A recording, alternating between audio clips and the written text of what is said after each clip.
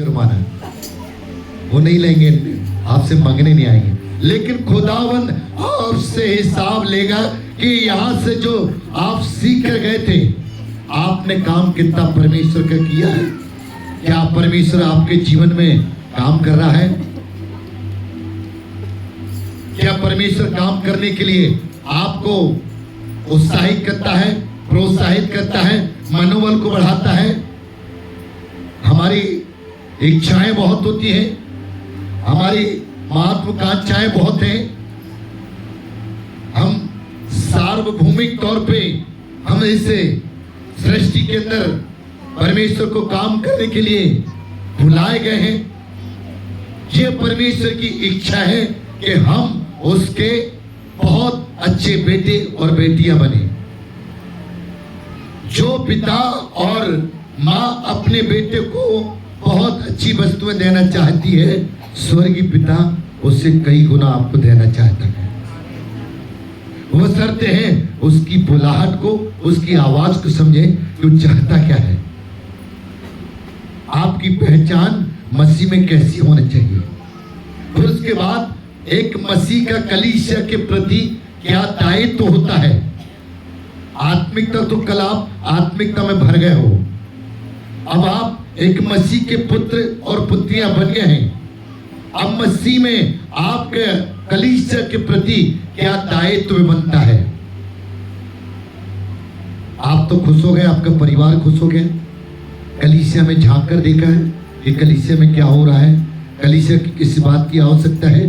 Pastor तो आपके लिए दुआ कर रहा है, रात दिन उपवास कर रहा है, वो चाहता है कि ये परमेश्वर के बच्चे हैं, ये मुझसे बड़े बड़े काम करें, हर पासवान चाहता है। मेरा भी बेटा जिसको आपने देखा है यहाँ पर पिछले समय में, 30 नंबर का है, वो यहाँ आया था, सेवा दी, उसको 5 साल घर से दूर रहा, 5 साल बाइबल कॉलेज किया, 5 लाख रुपए उसके ऊपर लगाया गया, वो वर्ल्ड लेवल की पढ़ाई करके आया। वो भी चाहता, मैं भी चाहता कि मुझसे बड़ा बड़ा काम ये करे, मुझसे और ज्यादा बुद्धिजीवी ये बने, मुझसे ज्यादा वचन में और परिपक्व हो, इसलिए पैसा लगाया। आप भी चाहते हैं कि आपकी जो संतान है आपसे बहुत अच्छा काम करे, आपकी यही हार्दिक इच्छा है। बशर्ते यह है जब आप परमेश्वर की सुनोगे तो आपकी संतान वो आपकी सुनेंगे। आप परमेश्वर की नहीं सुनोगे तो आपकी संतान भी आपकी सुनने वाली नहीं है। सीधे सीधे जो बोगे वो काटोगे, जो बोगे वो काटोगे। अच्छा पेड़ अच्छा फल लेके आता है, बुरा पेड़ बुरा फल लेके आता है। हम कौन हैं? हम कौन हैं? यूहन्ना 14 अध्याय में पहली आयत में कहा है कि तुम्हारा मन व्याकुल ना हो। आज सारी सृष्टि के अंदर, चाहे वो मसीह में है और चाहे गैर मसीह में है, हर व्यक्ति का मन जो है चंचल है। हर व्यक्ति जो है अपनी सोच, अपनी बुद्धि ज्ञान चलाता है। हर व्यक्ति अपनी योजनाओं को, परमेश्वर की योजनाओं को छोड़कर अपनी योजनाओं को चलाता है। ये एक आम इंसान की धारणा आ गई है। वो तो आप जो आए हो ना, आप जो आए हो, किसी को शरीर की चंगाई चाहिए, किसी को परिवार की चंगाई चाहिए, किसी के मानसिक तनाव की चंगाई चाहिए, किसी को व्यापार की चंगाई चाहिए, इसके लिए आए हो।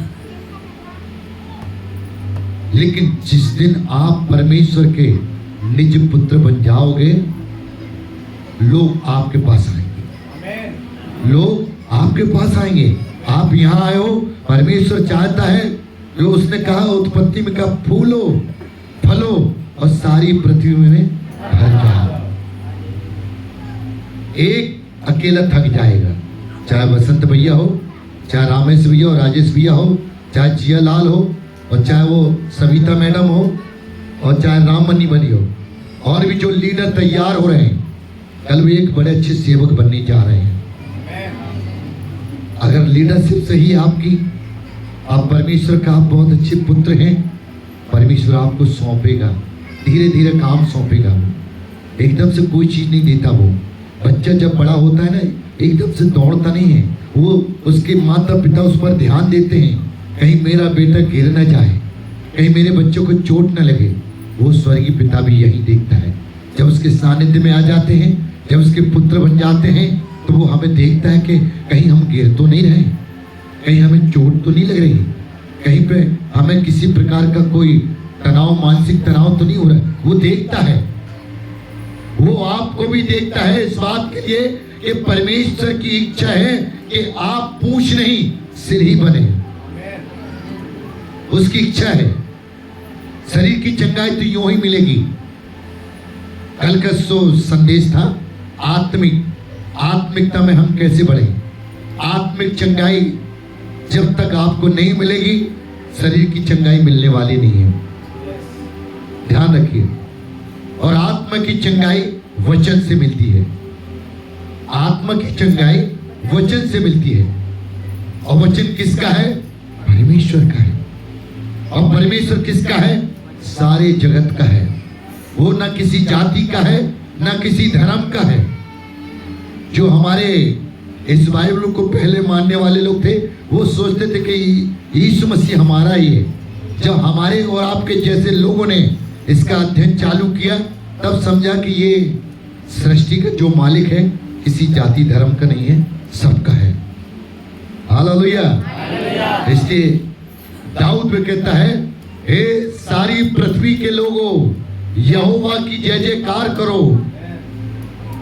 हे राज्य राज्य के लोगों, उसकी महिमा करो। आप जो महिमा कर रहे हैं, आप जो सुबह उठ रहे हैं, आप प्रार्थना कर रहे हैं, उपवास में आए हैं, आप मेहनत कर रहे हैं, पैसा लगा के आए हैं, आपका पैसा व्यर्थ नहीं जाना चाहिए। आपका पैसा व्यर्थ नहीं